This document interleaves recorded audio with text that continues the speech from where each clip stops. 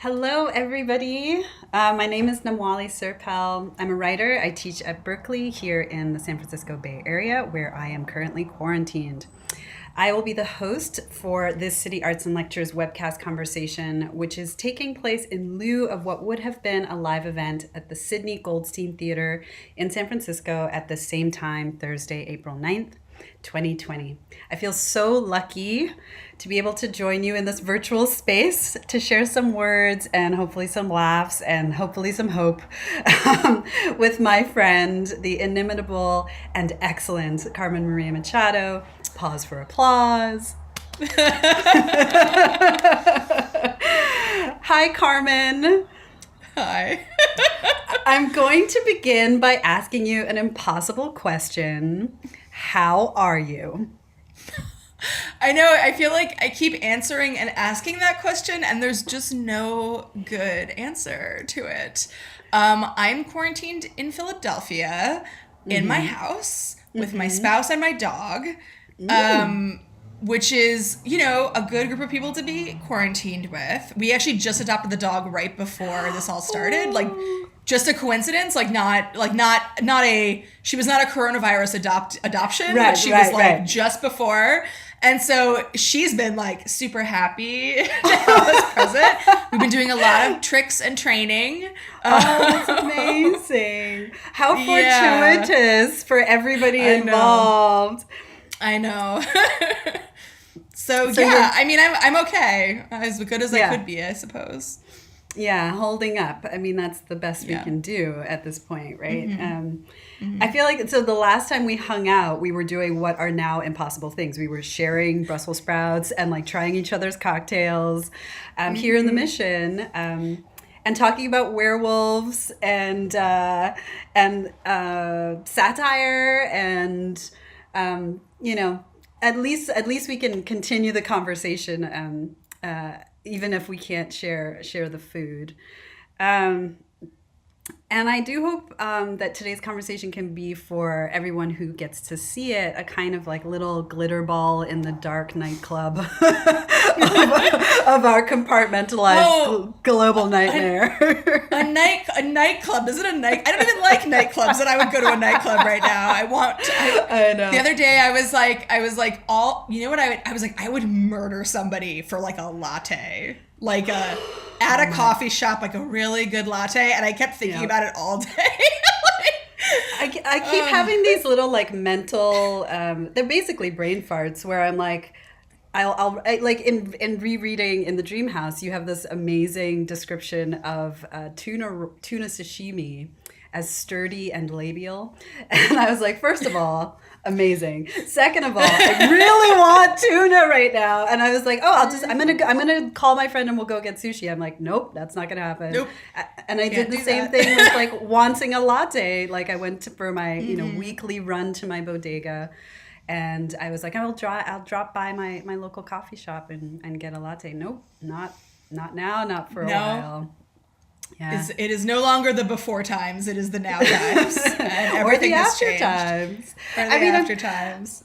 I'm curious about. I mean, I have so many questions and so many things that I want to talk about. But briefly, since we're on the topic of coronavirus, inventory.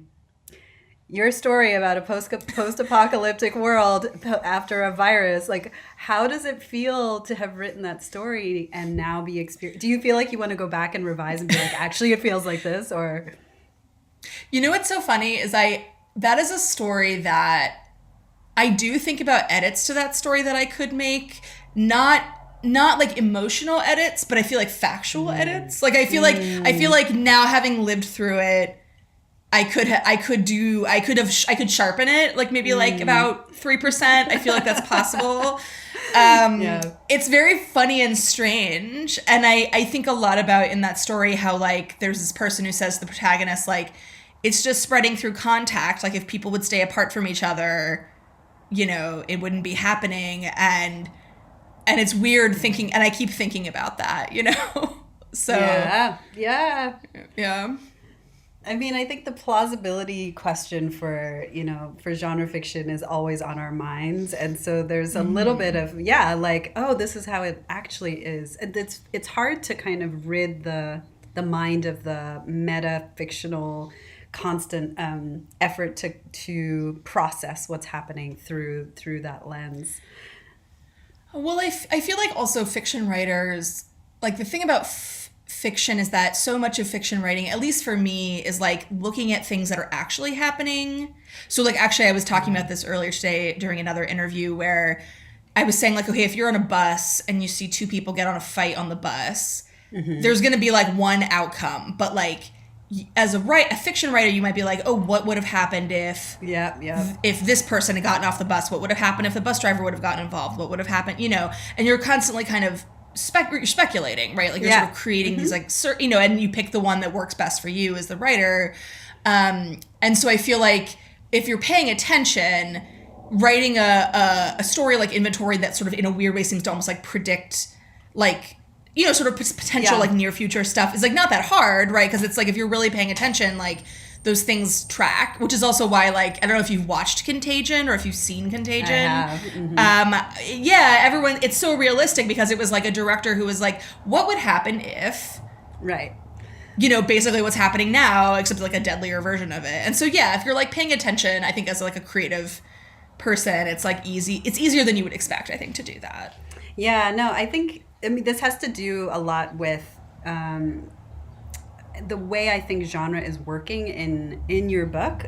So I'm going to introduce your books and then slide into in the dream house, slide into that dream house, because I really would love to talk about the way that speculating and this kind of like subjunctive, like what if, encapsulates your experience in a nonfiction form, which I think is really fascinating. So I do think it's always important to acknowledge the good things in life, especially the accomplishments. And so for those of you who don't know, Carmen's debut short story collection, Her Body and Other Parties, which came out in 2017, won a slew of awards. And to name just a few of its accolades, it was a finalist for the National Book Award and went on to win the Bard Fiction Prize, the Lambda Literary Award for Lesbian Fiction, the Brooklyn Public Library Literature Prize, the Shirley Jackson Award, I know you loved that one, and the National Book Critics Circle's John Leonard Prize. In 2018, the New York Times listed it as one of the new vanguard, one of 15 remarkable books by women that are shaping the way we read and write fiction in the 21st century. And I understand that the book is now in development for an FX series. Are you involved in that? How involved in that do you get to be? I can't really talk a lot about it. I am involved sort of as a consultant. Like, I'm not writing it. Okay. Because I was like, I don't know how to write a TV show. Like, there's definitely people who are like better at that than me. So, So there's this really wonderful writer, Gina, who's Gina Welch, who's working on it, and I'm just sort of a consulting presence, but it's pretty exciting. It's really cool. Yeah. I mean, I know you can't answer this, but I'm dying to know if the Law and Order story will be cast with actual actors from Law and Order. I don't know. I mean, we're still working on it, so it's not clear how that's going to work, but that would be amazing. Certainly that would be the casting of my dreams. Right. Carmen's debut memoir, In the Dream House. Does this read backwards? No, just for me, because I have a mirror image. Is a national bestseller, one of the best reviewed nonfiction titles of 2019, and a finalist for the Stonewall Book Israel Fishman Nonfiction Award, the Judy Grahn Award for Lesbian Nonfiction, and the Lambda Literary Award in LGBT Nonfiction.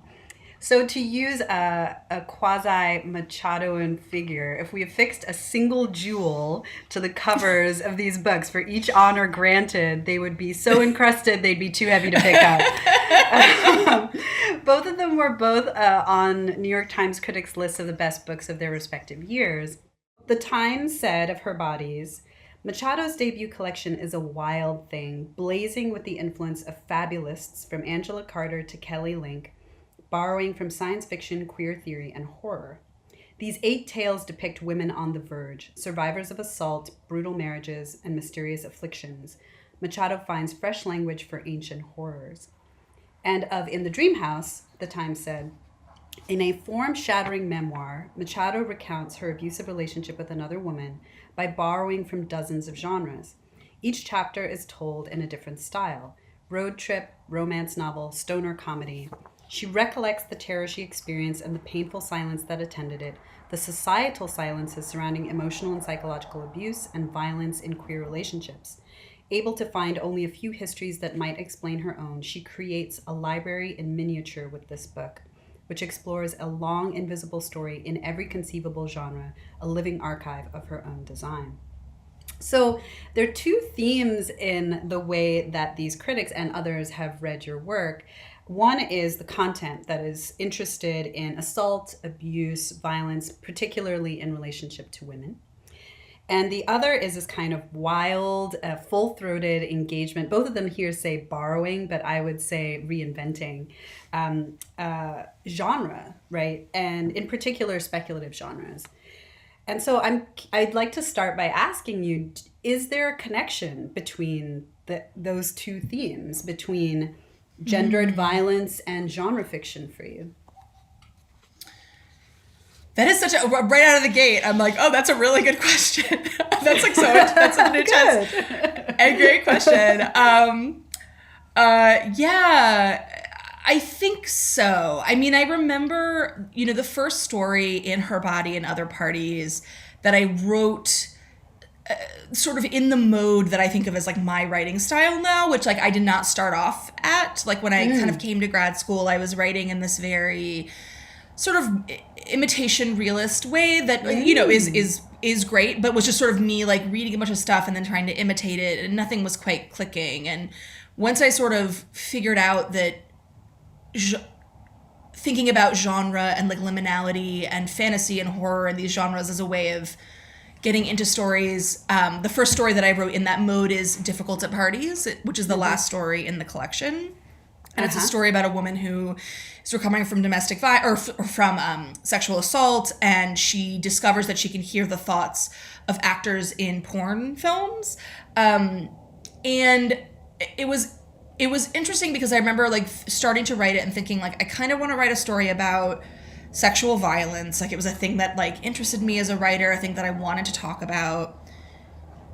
And then I was like, but oh, what a cliche for like a woman to write a story about sexual violence. I sort of began to like play this game with myself, which is like, which I feel like a lot of people have experienced, where you're like, how do I write about a thing that like other people, and then people will expect it, and like, how do I sort of subvert that? And for me, the sort of the genre play, and in that story, like the genre element is very, very subtle. And I mean, I think there's even like probably a valid reading of the story that's like, it's not even fabulous at all, that it's actually just like sort of psychological, that like what sort of she's hearing is not real. Sure. I feel like there's a valid reading in that. But like also, yeah, but it became this way of like me trying to imagine like what's the weirdest and strangest way I can sort of back into a conversation about interiority surrounding domestic violence or surrounding sexual assault. And I was like, okay, I'm going to talk about pornography, and I'm going to talk about, but not in the way you would expect, as like a sort of mode of like healing, sort of an avenue of like sort of being able to externalize certain feelings and emotions, and then also using like these sort of this weird sort of register and this. So for me, I think the play was like part of the process of like figuring out what made that story interesting to me. Yeah. So I do feel like there is some way in which at least some of the stories and some of the things I'm interested in do sort of intersect. And I also feel like, I don't know, like writing about liminality, however that presents with genre, also I feel like when one has a liminal identity, like an identity that sort of, you're in between places, you're between places racially or in terms of gender, or like your existence is sort of constantly being sort of chewed over and manipulated and argued against, and and your body is sort of forfeit in all these really interesting ways. Like those are all modes of liminality, and I feel like that and genre play like fit really well together. So I just feel like they actually naturally sort of fit in the same place.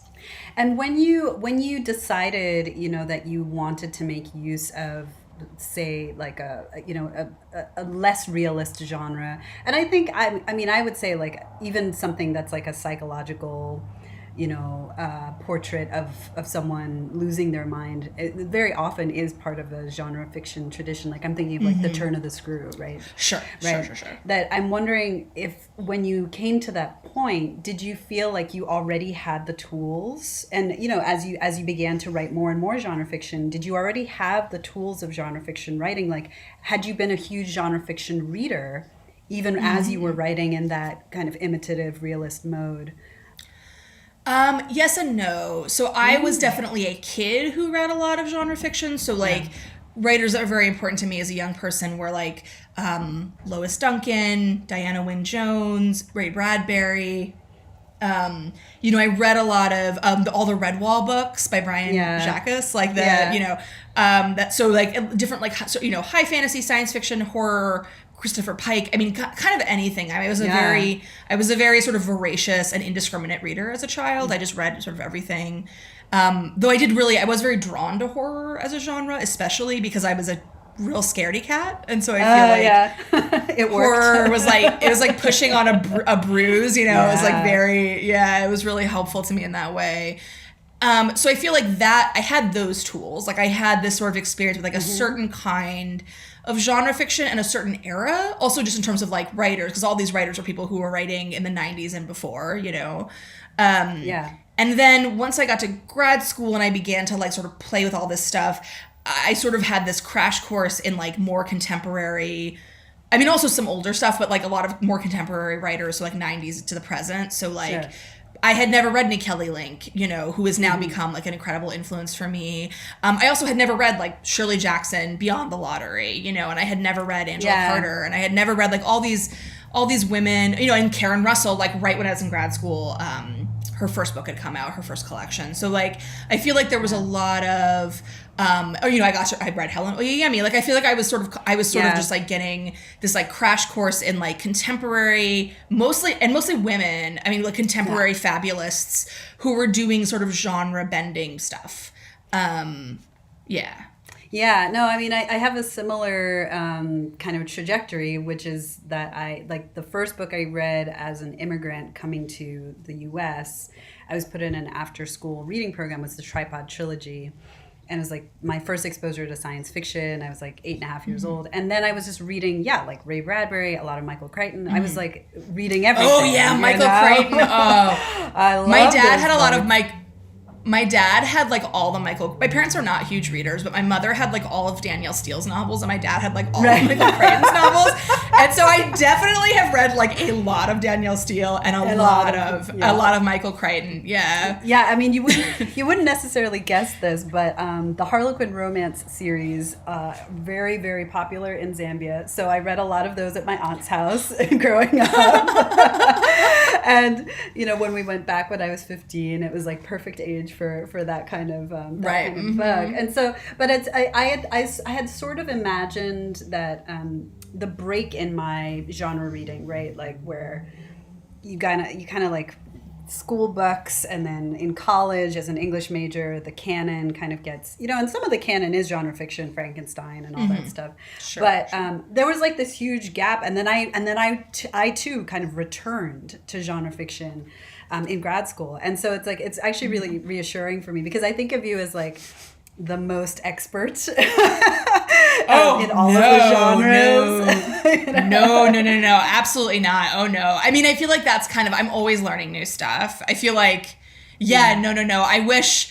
I must say, like, if I could go back in time and like redo college knowing what I know now about my interests, like I feel like I would have done everything differently in terms of like what I would have made myself read and what kind of classes I would have taken in terms of literature. Because I feel like in college, I mean, I was 18, so what the hell did I know? Like, I didn't know anything. I was just like, I'll take this class. I don't know, whatever. Same, yeah. No, I feel like I would have been a film major for sure. Just like knowing. Oh, I thought about being a film major. Yeah. Yep. But like, I think both of us, maybe because we have this kind of, early start in genre fiction, and then a very like literary education, and then or realist education, let's say, and then this kind of return. I think both of us are like obsessed with genre fiction, but also feel very strongly in its equality with like canonical realist fiction. And so I'm as I've come to write in more genres and like learn more about genres, I've been trying to figure out like a way to explain it that doesn't map onto the usual like high genre, low genre hierarchy. Sure. And books for the masses versus books for the elite. And like one of the things that, I taught this course where I taught Michael Crichton and Danielle Steele, which I think was maybe the first time Danielle Steele's ever been taught in a course on Berkeley's campus.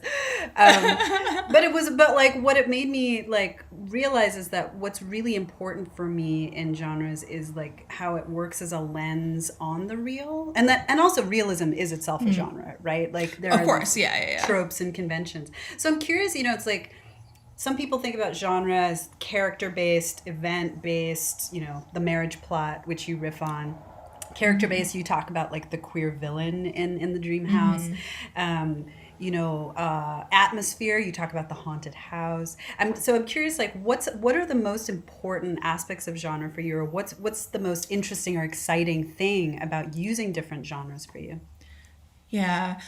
So for me, and I feel like you can talk, it's so funny because I talk about genre a lot when I teach, like that for me is sort of the lens, and I teach mostly, I don't teach many English or lit classes, it's mostly writing classes, but also there's a really heavy reading component, and usually I tell my students like, I talk to them about how genre is like a lens through which they can sort of think about I think all craft, honestly, as writers. And so what I usually open up all my fiction classes with is a discussion of genre, like what is genre? And for me, the most useful way to think about genre is as a series of shifting expectations that relate to reality in some way. So like, if I tell you like, this is a domestic realist novel and a dragon comes crashing through the window, you'll be like, wait a second, like, that was not what I signed up for like I signed up for this thing and you gave me this thing. And so I have this little chart that I draw and I'm just like, here's realism, here's liminal fantasy, here's portal fantasy, here's immersive or like, secondary world fantasy, here's science fiction, here's historical, and then they exist sort of on various, and it's just about sort of, I talk about like little, like, expectations that sort of shift for the reader.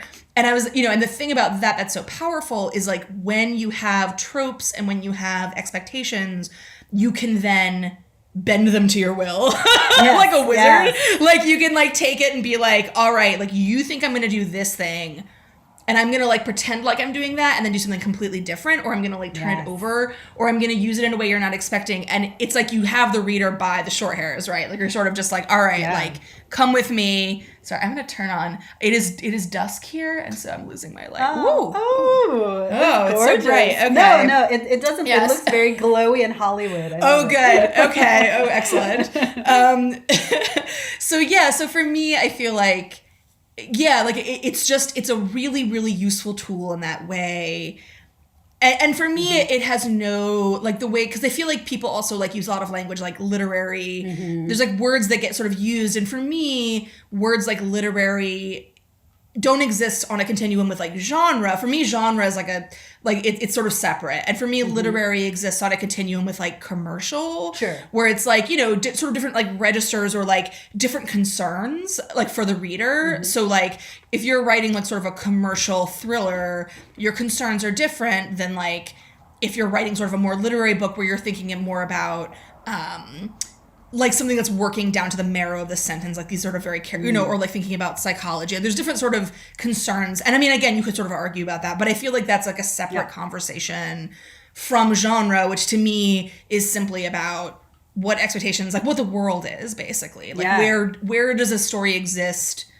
And like, what expectations does the reader have about the world that it exists in? Yeah, that's great. I mean, it's great also because I really want to explore the way that you upend expectations in the dream house. And I guess one way to start that conversation is to ask, you use multiple genres in both of these books. So one question is, multiple genres and like the juxtaposition of multiple genres. I'm curious why that's appealing to you. It's very appealing to me because mostly out of interest. I find it fun. But I also would love to hear about the difference in using genre fiction to write a nonfiction memoir. As opposed to a short story collection, which already it was pretty innovative to have multiple genres in a short story collection. Not that many collections do that, right? But in the nonfiction, it's super innovative. So I'd love to hear more about that. Well, I feel like the trick with a short story collection, like I've always been really interested. I feel like this doesn't happen super often. I mean, I think it does happen in books, but I feel like it's easier to talk about it in terms of movies. But like, there's a real pleasure, I think, to a narrative that switches genres sort of midstream. So like I guess a literary example was this novel that came out a few years ago called Special Topics in Calamity Physics. Which I don't know if you... which like is a book that I don't want to give away too much, but like it does like switch genres to the point where I was actually listening to an audiobook of it and I thought that I had the wrong CD. This was like back in the CD. Great. I thought I had scrambled the CDs somehow. I was like very confused. You know, or like a movie like From Dusk Till Dawn, which like starts off as like, you know, like a criminal fiasco Coen Brothers sort of enterprise and ends it as like a monster movie, right? Yeah. And does so like very quickly with no fanfare, you know, or like Audition. Oh, yes. These are like another good example. Mine. Yeah. Right? And Audition is like the first 45 minutes is like indistinguishable from like a romantic comedy. And then like the rest of it is like the worst thing you've ever seen in your life. So like, thing. Yes. It's so upsetting. So I feel like for me, like work that does that is very exciting and work that kind of is very deftly sort of just is like picking and choosing what it wants. And with the collection, I think it works, even though the genres are sort of shifting, is because the concerns the genres are exploring are related, right? Because it's like about like the body and queerness and gender and like, you know, sexual violence and like it's sort of chewing over the same ideas even while it's like shifting modes constantly. Yeah. So that I think is what makes that hang together, even though the genres are shifting. And that's just like what I wanted to do, you know? Yeah. But with the memoir, it was more like, I feel like not to be the person who kind of quotes their own reviews, but Pearl Segal's review of the book was, she's just so smart and it was really lovely. And she had this comment where she was like, you know, what life is lived in one genre, you know, like, aren't we all living in multiple? And I was like, yeah, I feel like that's like a very good sort of read of it, where it's like, you know, if you're thinking a lot about genre, which I am, and I'm, you know, there's always like weird bits of your life that are going to fit in different places. And they're bits of your life where like, that's what makes artists in certain genres, like take that thing and magnify it. So in that way, like our lives are just these like amalgamations of like human experience that like can be used to like think about different pieces. Or sorry, that doesn't make any sense. That sentence ate itself. Like the experiences can sort of like be used to sort of can be articulated clearly by different genres. You know, so thinking about trauma and thinking about relationships and thinking about how people talk to each other and thinking about time. I mean, like, you know, one of the most useful metaphors that I feel like the book got to play with, the memoir, was time travel. You know, because I talk about it's not Nabokov, it's Nabokov. It's a different guy. It's not Melina, but it's the other guy who talks about this principle in time travel where like you can't go back in time and like change events. Like if you could go back in time, you would not physically be able to alter events because like it already happened by definition. You can only sort of go back and observe, but you can't like alter how things sort of shook out.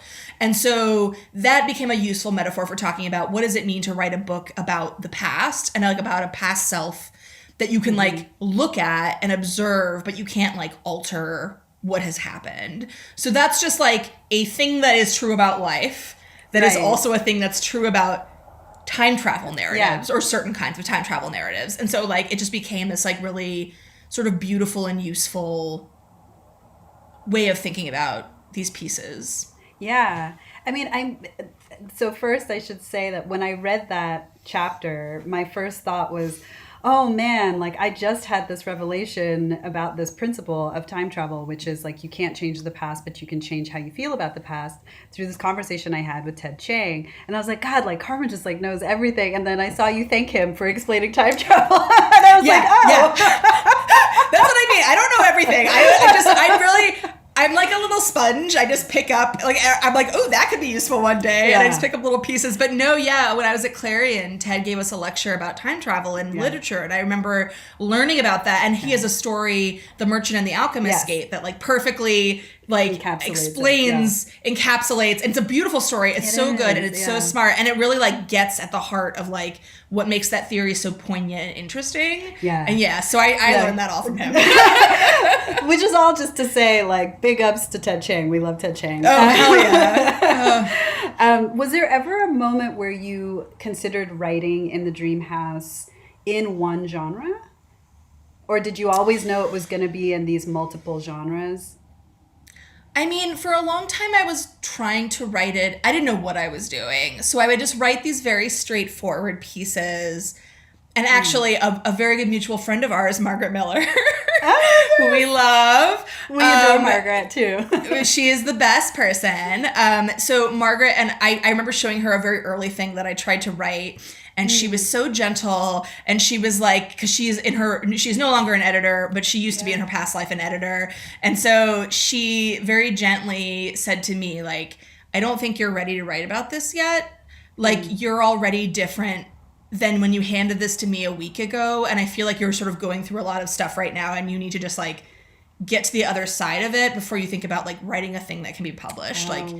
You know? And so like for a long time I was trying to write stuff, and it just everything was sort of dead on arrival. Like I'd write it and I'd be like, oh, this is awful, you know? And it was like I was trying to tell it in like a straightforward way, and it just wasn't landing, and it wasn't working, and I wasn't in the right place to write it well.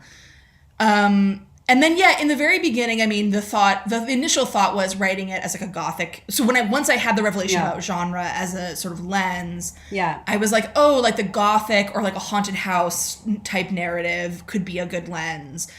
And I think if it was going to be in one genre, it would be that genre, as that is sort of the metaphor that I think runs through. Thinking about the gothic and the haunted house. Yeah, like I feel like that's like and that's a theme that returns over and over, and I feel like would have been a very appropriate book. But I also feel like there were so many other things that other genres had to offer me that once I started thinking about it, I was like, oh, I feel like I could just shuffle all of them in there. Like, it'll be fine. No, I mean, it's more than fine. It's incredible. I'm going to ask you to read so that we can get a flavor of the different chapters. Okay. But just as like a footnote, Margaret was my first reader, so like the old drift, like she read the first chapters ever written of that. She's so smart. She's our fairy godmother. So let's start. I've picked Dream House's stoner comedy on page 53. Okay. And then I'll ask you to read two others. Okay. Dream House as stoner comedy. It is summer in New York, and the heat is an animal that won't climb off. You're staying in her friend's apartment in Crown Heights, and you and she and Val smoke a lot of weed. You've never been a pot person. You have, in fact, been a bit of a ninny when it comes to drugs. When you even say the word drugs, you feel ridiculous. But you smoke because she does, and she'll be annoyed if you don't. What, you think you're better than all this? She says once after you decline. After that, you don't decline. You cough and cough because you've never gotten used to smoke. You get so high by accident. So high that when you take the subway to Little Russia, to the beach there, you remember almost none of the trip aside from a few bright, distant fragments. Being in a drugstore and feeling like you were a sacrifice to the Minotaur. Hot sand. Her touching your back with cool lotion. There are photos of the three of you, evidence of your presence there. You're smiling and you look unbearably soft. Then it is your birthday. There is a party. You're too high to stand up, so you sit, legs splayed and head heavy, with your back against the stove. People keep coming and sitting next to you and talking, and you keep realizing in this drifting, belated way that they're concerned for you. You try to explain that you're fine, you're just high, but whatever you're actually saying, people do not seem convinced. Val visits you on the floor, brings you pieces of cheese. You stick one in your mouth, meditate on its smooth mouthfeel and nutty sweetness. You like her so much. She is so kind and open, and you respect her fortitude. Another piece, this one salty and crumbly, so pleasant in the way it comes apart. How did you get so lucky to have all these people in your life? The next piece is fresh mozzarella, and as Val helps you stand, you think to yourself, mozzarella is basically water cheese, and then you go to another room and fall asleep. And then I think actually I'll just have you read one other, which is on page 134. Oh, sure.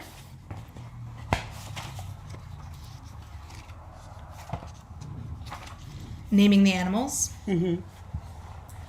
Dream house as naming the animals. Adam had one job, really. God said, see this fuzzy thing and that scaly thing there in the water and these feathery things flying through the air? I really need you to give them names. I've been making the world for a week and I'm exhausted. Let me know what you decide. So Adam sat there. What a puzzler, right?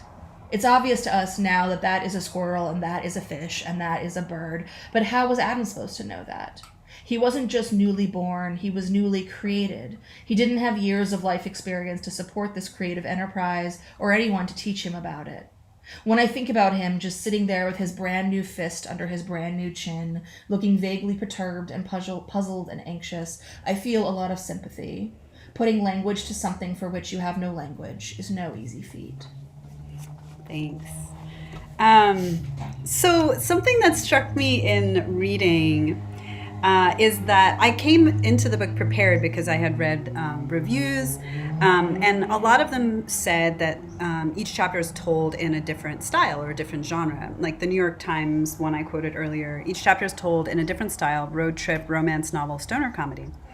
But like actually, as you're reading, I think those two pieces just now suggest the style of the chapter doesn't always map onto the genre that it's labeled with, right? So the stoner comedy is more like stoner tragedy. It's like there's a lot of pathos. There's a lot of even bathos, like in that, cheese water.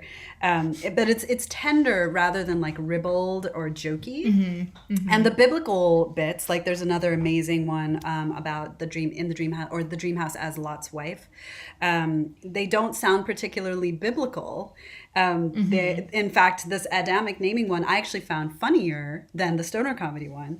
Imagining Adam there, like sitting there, like, how the fuck do I name these animals? Like I laughed out loud there, And so, and like it speaks to a really poignant truth at the end, right, about the impossibility of finding language to talk about something that I think carries over the book as a whole.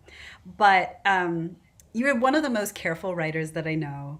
And you often dive all the way into style, like full-throated, like your recent Granta story, which is like fully in the voice of a genre, right?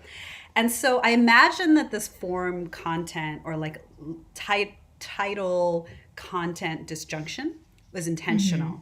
And I would love to hear more about that decision, because it makes for such an engaging reading experience, because I'm constantly thinking about the relationship between the title and the genre of the thing that's being written. Yeah, I'm really interested in titles, like just as a general, not even about this book particularly, but I feel like a title really gives you, it's really interesting how titles can work. And sort of a very obvious example is years ago, Narrative Magazine used to do this like 6-word story series. And I always, as an example to my students, when we're talking about titles and like what a story title can do, I always write the story on the board. And the story was just, the story is, he followed her to her house. Like that's the story. And I'm like, so I write on the board and I'm like, let's get some titles for this story. The students will like give me examples. And then I'll say, okay, well, the actual title, I want to say Sherman Alexie wrote it. I don't remember. I think it was Sherman Alexie wrote the story. Anyway, the title of the story is Murder Suicide. Like that's the title of the story. Ooh. And so that, right. And that puts a very specific reading on, like there's a relationship between the title and the text. Granted, the text is very short, but like it changes, and you can give it a different title, and like the way you would read it would really change. And so I'm really interested in that dynamic. And so sometimes I think I am really interested in like the style of mimic, or there's sort of the mimicking style. I mean, I think I'm a good mimic. I mean, I think that's like a thing that I'm good at as a writer, and it's what makes me sort of like a sponge, because I'm constantly like, ooh, I like that. Ooh, I want to write in that. Ooh, I like the sound of that. I'm going to try that. That's just the way that I work. But I also feel like, like I wanted to create, like I feel like there's, like I wanted to create tensions. Yeah. So, with some of these chapter titles, and and ones that like will sort of the fact that like déjà vu repeats several times. Yeah, that's actually the one I was just about to bring that one up. Because I really like the titles as commentary, where you actually have to figure out why. So I figured out why Dreamhouse's entomology is Dreamhouse's entomology, even though entomology doesn't appear. It's like a metaphor. And Dreamhouse's prisoner's dilemma, I couldn't quite figure out. I would love to hear you explain that one. Yeah, I have to look. What page is that? Do you remember? I really should know this. I don't know. No, I had it. I have it written down. Hold on. I should be in the back of the book where I wrote my notes, which I shouldn't do, but I do. Oh my God, no. I think it's 215, maybe. Nope. Nope. This is not fun for everybody here, but I don't remember. I have to look at it. I don't remember. I don't remember what I'll look for it while you talk about about the ones that are distinct. And also I would love to hear about the déjà vu one, because it appears multiple times, and the first time you read it, you don't know why it's Dreamhouse's déjà vu, and you're sort of like thinking it's a metaphor, right? That there's some sort of déjà vu that's happening in this that you're not privy to, and then it reappears, and then you're scrambling back to read the first one to compare, and then by the time you get to the third one, you know the pattern and you can experience it. But how did you just like stumble on that idea? So that is actually a little, I don't want to call it a tribute, but it's like, I think the answer is that when I was a child, I really loved the Series of Unfortunate Events books. They were very special to me as a young person. And one of my favorite jokes from that entire series, which is tremendously funny and remains very funny to me, is there's this chapter that opens up with like Lemony Snicket describing what déjà vu is, and he's like explaining déjà vu, and he's sort of like giving an example, and then you turn the page and it's the same page. Oh, I love it. As before. Like it's like deliberately a double page. And I remember as a kid reading that being like, like I was so just like, I laughed. I like thought it was so magical, and I feel like I'm just very interested in ways in which form or style or genre can create an experience for the reader that pulls them in or makes them complicit in some way, or like muddies the water in an interesting way. So like an example I always give when I'm teaching is like there's this story that I really love by Alyssa Nutting called Porn Star that was in her first collection. And there's this really, really good, it's a great story. Yeah. And there's this really, really good sentence in the story that it's about this woman. So there's a reality show where the winner of the reality show gets to have sex with her on the moon. This is like the prize. And so she's sort of observing this reality show kind of from a distance, like as it's happening, and these men are competing for this prize. And there's this bit where she's at a party and she's watching the men all interact with each other. And there's a sentence that's really amazing where she says, like, I observe this thing, I observe this thing, I observe this thing, all about 5 minutes after I remember that I'm stoned.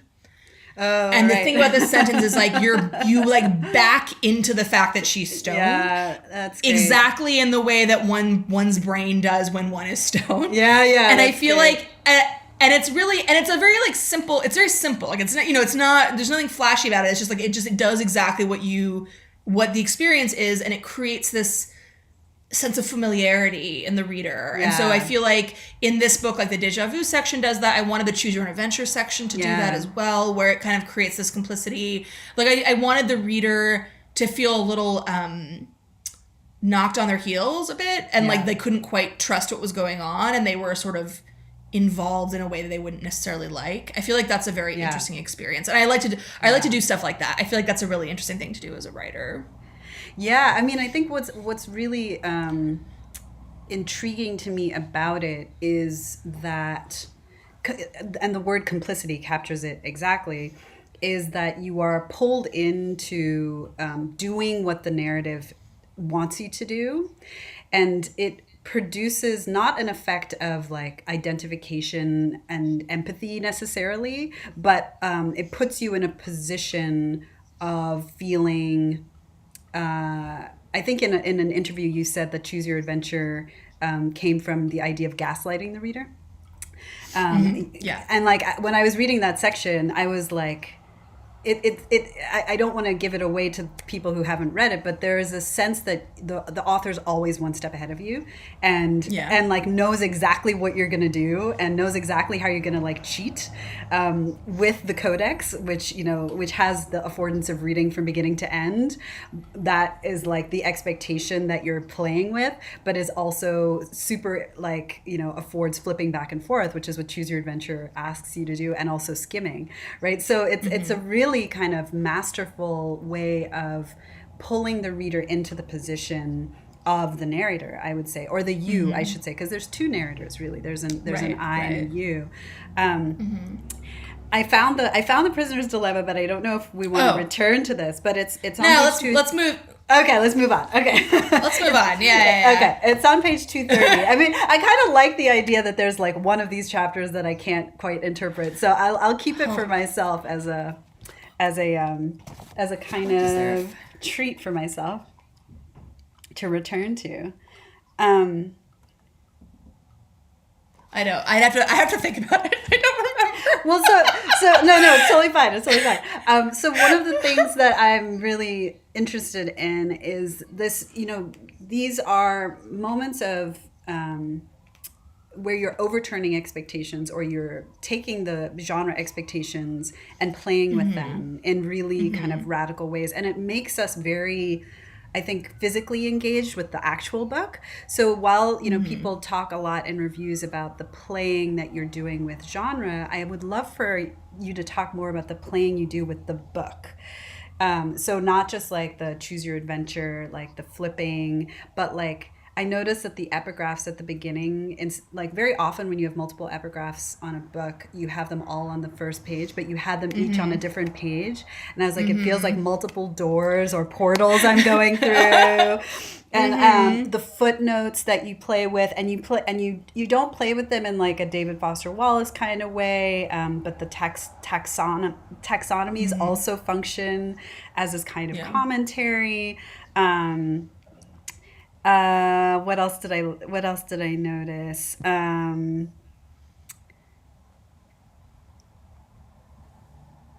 I guess just like the flipping as well, like the flipping, the turning. Also the overture, which is about like being anti-prologue, and then it's like recto verso. It's like the very next page you get like a prologue. So the self-negating prologue, and then there's a kind of doubled ending where you say what an ending should be, and then you actually have that ending. And so like how? Well, just tell me how you do it, because I love it. But also, like, how did you come to these as like the things you were gonna do with this book? Did you throw out other experiments like scratch and sniff and pop-up books? And Man, scratch and sniff would have been amazing if I thought the publisher would pay for that. But I mean, it was all sort of different. It depends. So like, the epigraphs, I love epigraphs. I have like an epigraph problem, actually. It's like I have 3 in the front, and then each section has its own. And there were many that I threw out. For a while, each had 2, and then I was like, Carmen, get a hold of yourself. Like, this is ridiculous. Like, you need to. And I feel like, and that. The effect, I thought about putting them on the same page, and it's funny, just yesterday read a book that had 3 epigraphs on the first page, and I was like, oh, that's right, people do that. But for me, I kept thinking about this other book that I loved, and I feel like I can't recommend it because I have not read it as like an older adult.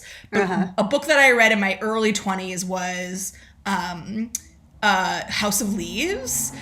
Oh yeah. Which has like a great deal of the book involves moving the book. Like you turn it, and there's like a part where I think he's falling through like nothingness, and like you flip the and it's like there's like one word on each page, and there's a bit where you're just like boom, boom, boom, and like it's this very like tactile, physical thing. Yeah, and so I feel like there's something really interesting. I mean, I feel like the epigraphs sort of do this thing where I'm trying to position myself in, not a canon exactly, but like position amongst other writers and thinkers. And I feel like that's sort of part of that process as well. So there's sort of a more logistical. And then I also just like the experience of like making the reader do this a lot. And I mean, the whole book also I feel like moves very fast, like because you have these like little bits. And so I feel like the experience of sort of breathlessly kind of moving through a space, I wanted that experience for the reader. And I feel like that sort of worked. Like people keep saying, oh, it's like a literal page turner, and I'm like, I guess it is, which is like a weird thing to say about a memoir about domestic violence. This is my next question, because as a literary critic, I've done a lot of work on experimental fiction, or my first academic book was about literary uncertainty, and a lot of the texts that appealed to me and just in general, experimental fiction and, also self-aware fiction, right? There's a lot of metafiction in this book. There's a lot of awareness that this is being constructed by a writer. And there's also a kind of constant motif of like the residencies where you're writing the text. And so usually for me, I interpret that as a kind of attempt to prevent a full kind of immersion in a book, right? Where you are, because you're kind of constantly being pulled out. It's like sort of like Brechtian like theater effect, where it's like you're constantly being reminded this is happening on a stage.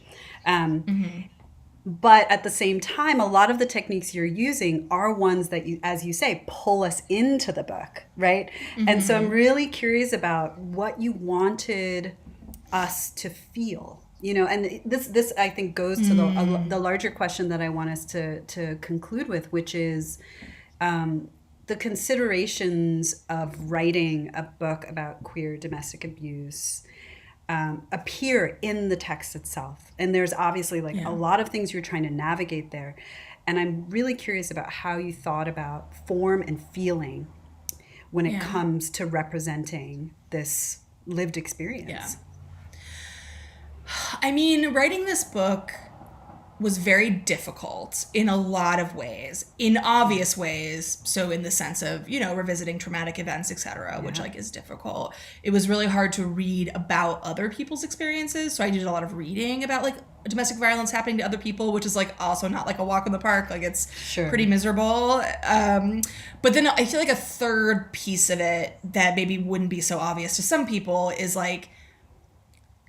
the fact that I was writing a book that was sort of trying to open up new space in the literary, in the sort of canon of memoir, to talk about queer domestic violence in this way, in a way that, as far as I could tell, I had not seen, creates a real pressure, right? Because when you're a person writing from any kind of marginalized or oppressed identity, there's this desire within your community for the book to be everything for everyone all at once. And I was sort of constantly facing my own shortcomings and my own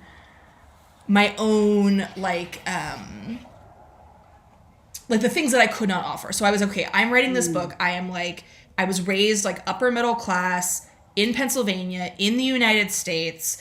I'm not white, but I look white. I'm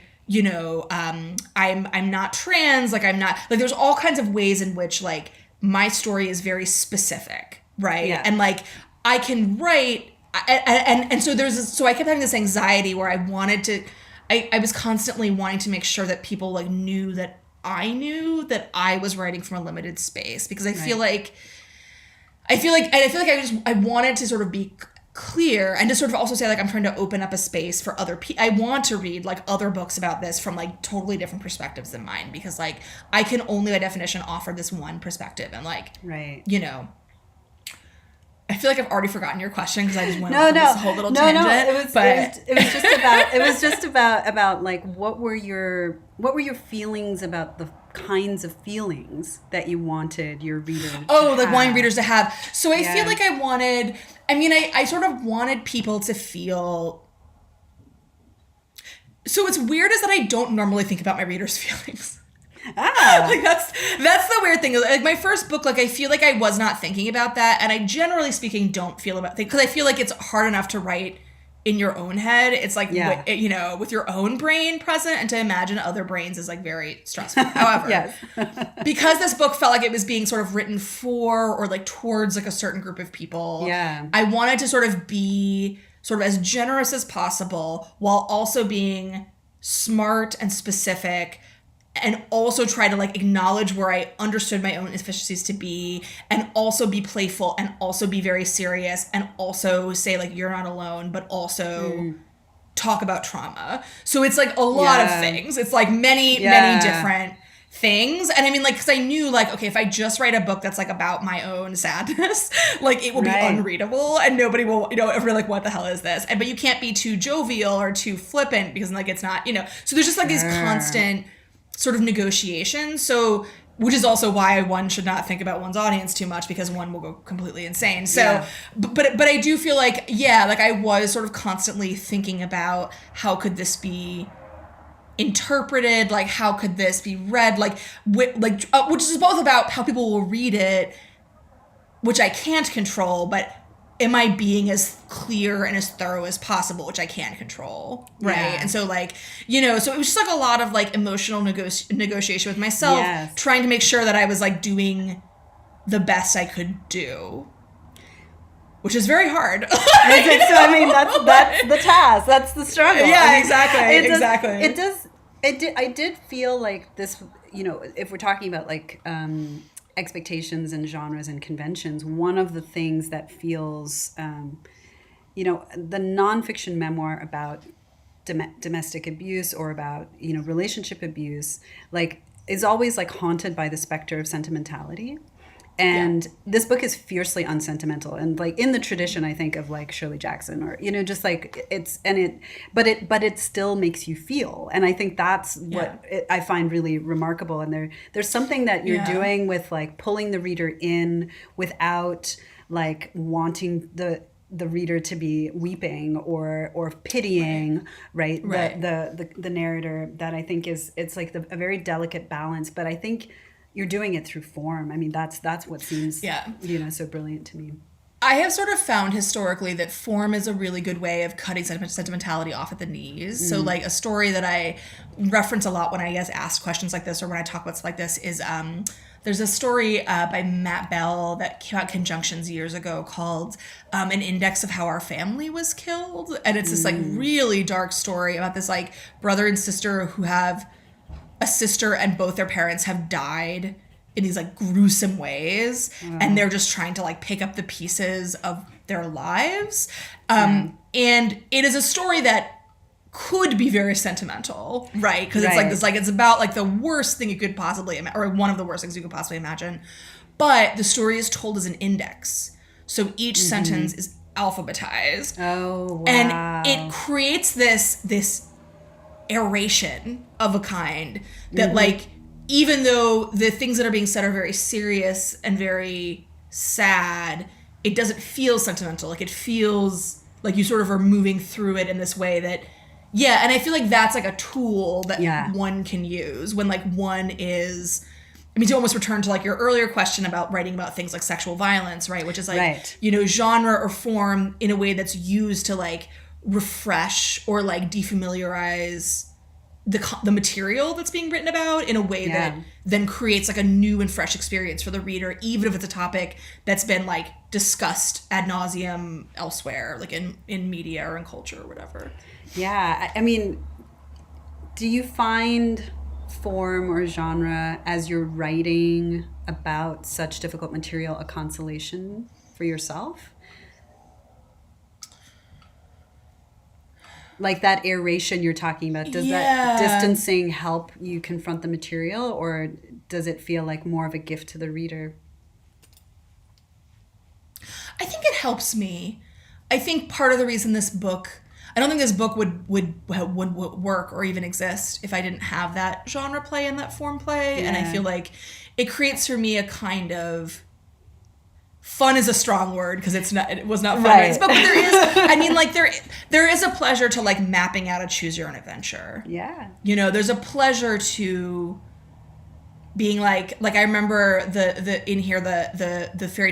fairy tale that I made up, The Queen and the Squid, which was the result of my editor telling me that I could not one cannot reproduce emails that was sent to you in a book because it's copyrighted to the author of the emails. Whoa, yeah. And so I had actually done this this fun thing or this interesting thing where I had taken this series of emails from my ex-girlfriend.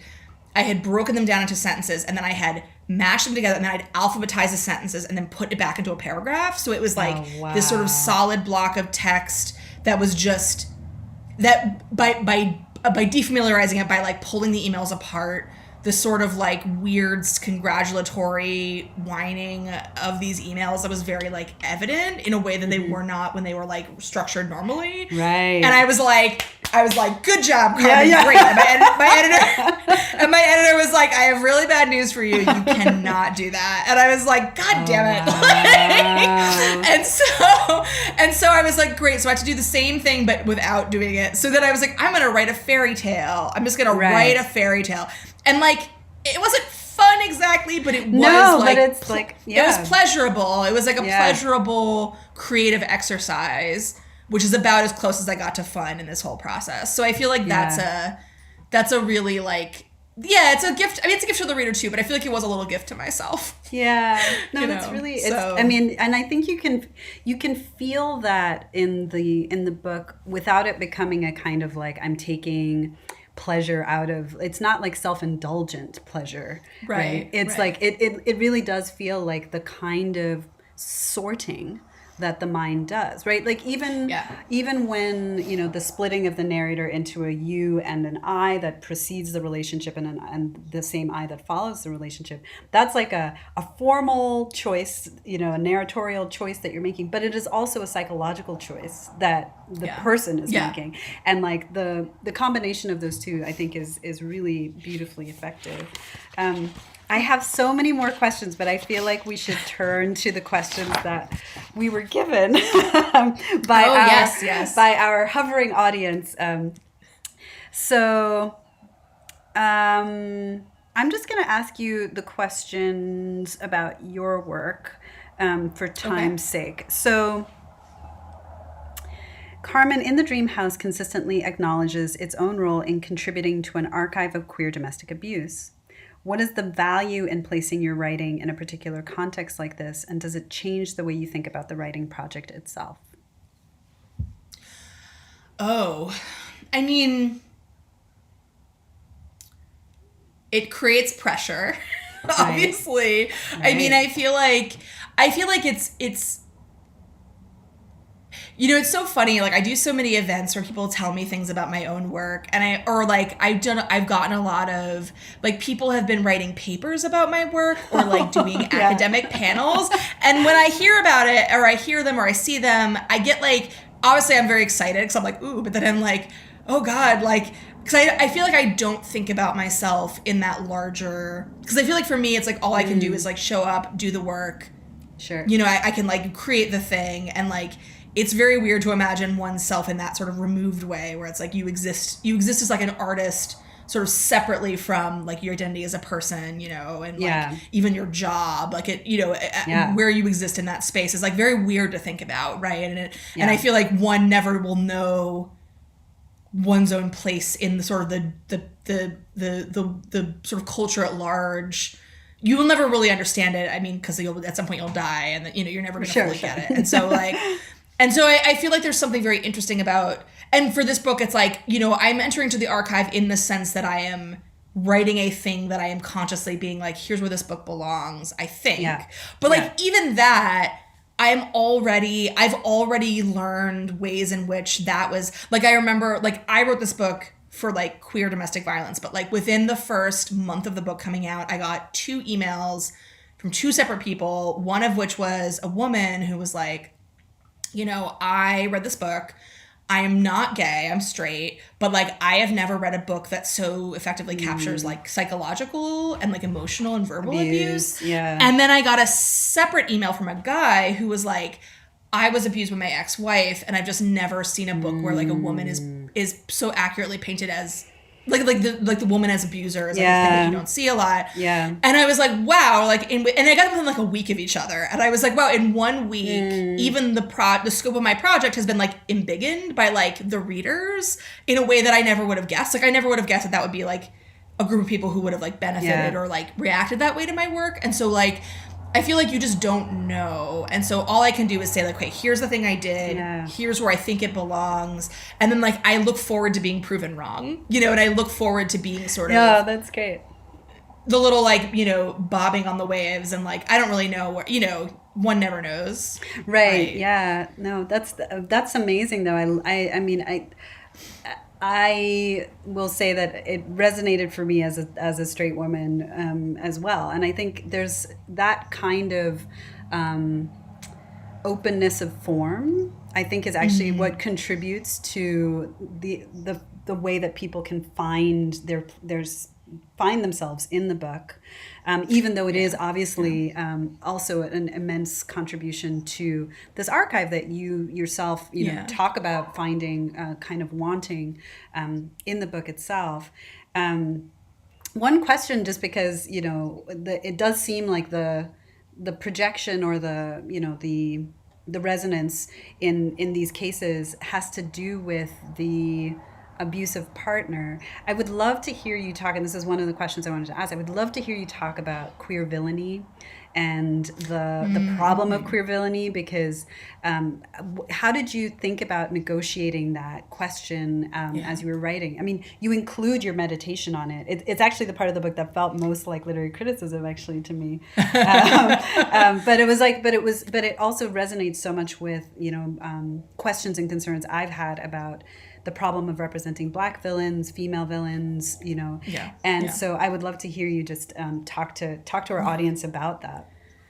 Sure. Yeah. I mean, it was a thing that I've always been interested in queer villains. My first sort of villain love was Ursula, who is literally modeled after a drag queen, and and also I think you could say it's problematic to have a fat villain, to have a queer, sort of consciously queer villain, to have a female villain, and all these ways. And it's you can acknowledge the ways in which culture has, when you create non-white villains, or you create fat villains or queer villains, that you are, there is this danger of the single story where it's if you get no queer characters ever except when they're villains, right, that's creating a kind of association that is homophobic or whatever, right, or racist or sexist or whatever.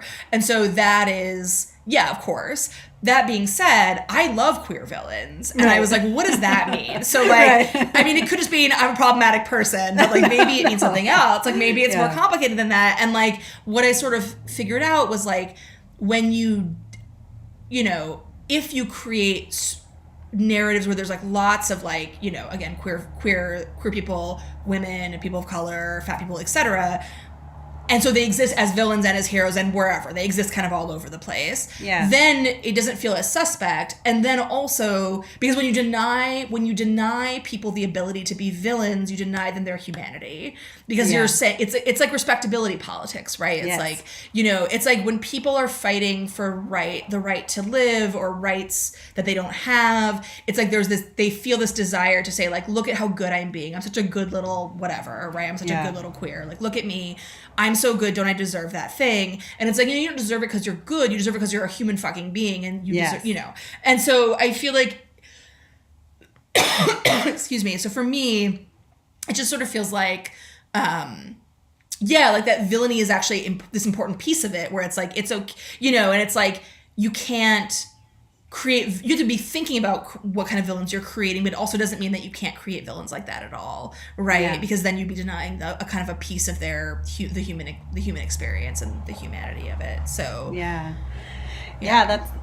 that's so perfectly put. I just like want to splash it across billboards across the world, but it's like it feels so hard when we're still fighting for rights to represent people in these like three-dimensional ways. But I think one of the other reasons that I find the book unsentimental is because it's like villainy is also something that you play with and that you kind of move in and out of.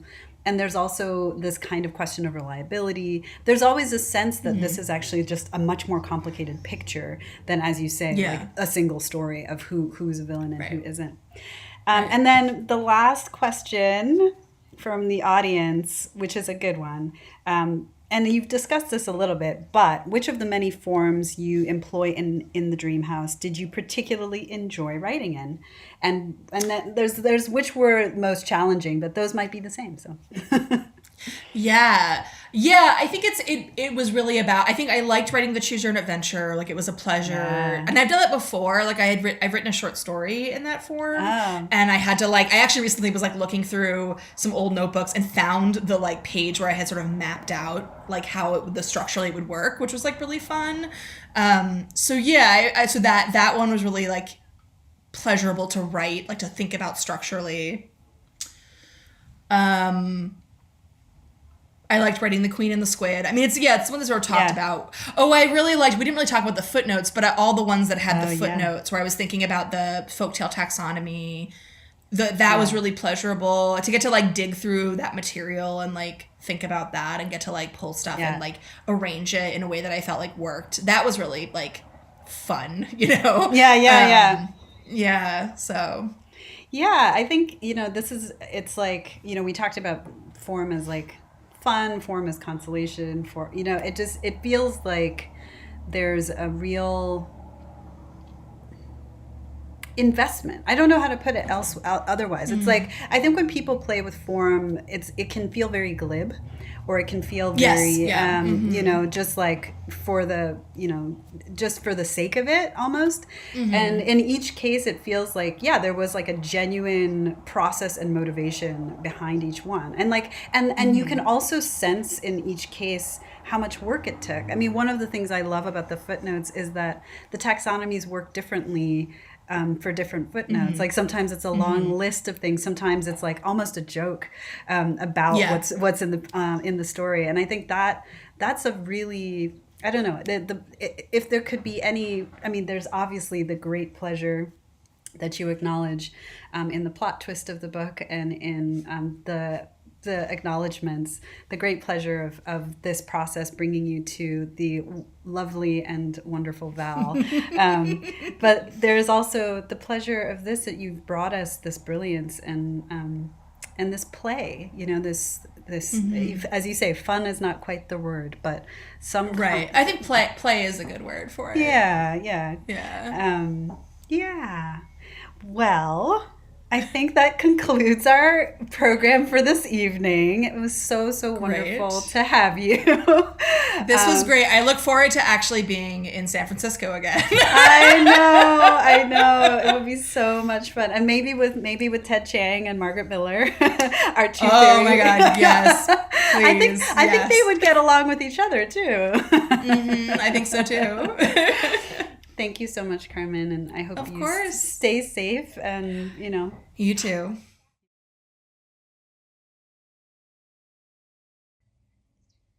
I hope it wasn't too nerdy. I just always want to talk to Carmen about form. That was so great. That was such a great conversation. God, Namwali, I don't want to be in my house anymore.